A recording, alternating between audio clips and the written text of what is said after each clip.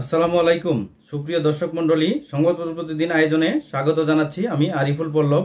বিভিন্ন জাতীয় সংবাদপত্রের প্রধান শিরোনাম নিয়ে আমাদের এই আয়োজন। আজ 13ই বৈশাখ 1432 বঙ্গাব্দ, 26শে এপ্রিল 2025 খ্রিস্টাব্দ এবং 27শে শাওয়াল 1446 হিজরি, রোজ শনিবার। তো শুরুতেই আমরা দেখব প্রথম আলো তাদের প্রধান শিরোনাম কি করেছে। প্রথম আলোর প্রধান শিরোনাম হচ্ছে সীমান্তে গোলাগুলি, ফিরছেন ভিসা বাতিল হওয়া নাগরিকেরা। ভারত পাকিস্তান পারমাণবিক অস্ত্রধারী প্রতিবেশী দুই দেশকে সর্বোচ্চ সংযম প্রদর্শনের জাতিসংঘের আহ্বান। শূন্যরেখায় গোলাগুলি। দৈনিক আমার দেশ তাদের প্রধান শিরোনাম করেছে হাসিনার স্বৈরশাসনে বিএনপি, জামায়াত ইসলাম ও অন্য দলের উপর নিপীড়ন। ক্রসফায়ারে খুন 2276 জন, পিটিএ হত্যা 2073, বৈষম্যবিরোধী আন্দোলনে নিহত 422, মামলা 1,42,000, আসামি 59,29,29,000, মিথ্যা মামলায় সাজা 13,000, নেতাকর্মী গুমের শিকার 423 জন, খালেদা জিয়ার বিরুদ্ধে মামলা 36 এবং তারেক রহমানের বিরুদ্ধে 135 মামলা। বিতর্কিত যুদ্ধাপরাধ ট্রাইব্যুনালে শীর্ষ নেতাদের ফাঁসি। জামাত ইসলামের হত্যার শিকার আরও 1,303 জন, 32,000 মামলায় গ্রেপ্তার 1,77,000, রিমান্ডে নির্যাতিত 1,15,000, বিভিন্ন মামলায় আহত 1,06,000 এবং পঙ্গু 5,337 জন। জুলাই বিপ্লবে নিহত 858 জন। দৈনিক যুগান্তর তাদের প্রধান শিরোনাম করেছে বাংলাদেশে এসির বাজার, উপশহর গ্রাম এখন এসির বড় মার্কেট। প্রতি বছর 3 থেকে 5 লক্ষ ইউনিট বিক্রি, চাহিদার 80% পূরণ করছে দেশীয় প্রতিষ্ঠানগুলো। বাজার বাড়ছে 25% হারে, বিদেশি ব্র্যান্ডও সংযোজনে আছে। কিস্তি সুবিধা থাকায় নিম্নবিত্তরাও এসি কিনছে। দৈনিক জনকণ্ঠ তাদের প্রধান শিরোনাম করেছে মহাসড়কে ডাকাতি রোধে 1,427টি সিসি ক্যামেরা স্থাপন। জামিনে বের হওয়া ডাকাতদের তৎপরতা বেড়ে গেছে, হাইওয়ে পুলিশ প্রধান। জড়িত বাস চালক হেলপাররাও। 3 মাসে 17 মামলায় গ্রেপ্তার 41। দৈনিক নয়া দিগন্ত তাদের প্রধান শিরোনাম করেছে নিয়ন্ত্রণ রেখায় গোলাগুলি, ভারত পাকিস্তানকে সর্বোচ্চ সংযমের আহ্বান জাতিসংঘের।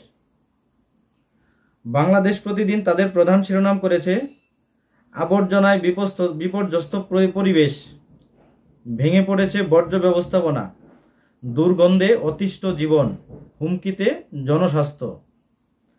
দৈনিক কালবেলা তাদের প্রধান শিরোনাম করেছে অস্তিত্বহীন নাম সর্বস্ব পাঠাগার, অর্থ বই বরাদ্দ বছর বছর।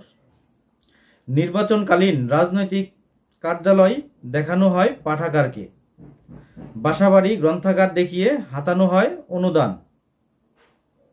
অনুমোদন মেলে রাজনৈতিক বিবেচনায়, যেসব গ্রন্থাগার আছে সেগুলোও সচল নয়, তদারকির অভাব।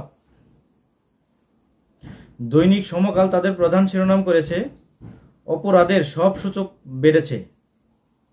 অনেকের মধ্যে এমন ধারণা এখন চাইলে যা ইচ্ছা করা যায়, পুলিশ তো শত্রু, তারা কিছু করতে পারবে না।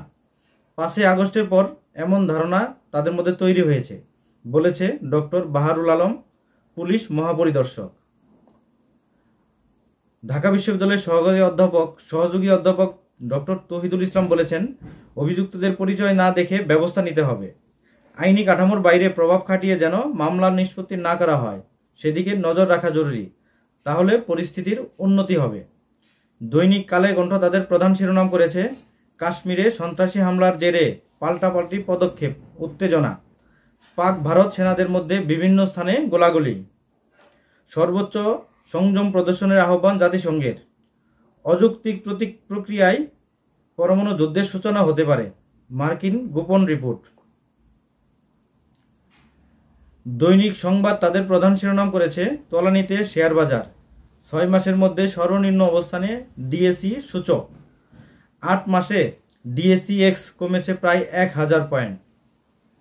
দৈনিক ইনকিলাব তাদের প্রধান শিরোনাম করেছে বিদেশি বিনিয়োগ এখনও শুধুই আশার বাণী, অতি দরিদ্র বৃদ্ধির শঙ্কা, রাজনৈতিক অনিশ্চয়তা, উচ্চ মূল্যস্ফীতি, অব্যাহত মূল্যস্ফীতি, আর্থিক খাতে দুর্বলতা, ব্যাংকিং খাতে অনিশ্চিত, সম্পদের মানের অবনতি, দুর্বল অর্থনৈতিক প্রবৃদ্ধি, আন্তর্জাতিক বাণিজ্যে বিঘ্ন, সংস্কার বাস্তবায়নে দুর্বলতা, বিদ্যুৎ জ্বালানি ঘাটতি দেশের অর্থনৈতিক গতিরোধকে করেছে চ্যালেঞ্জের সম্মুখীন।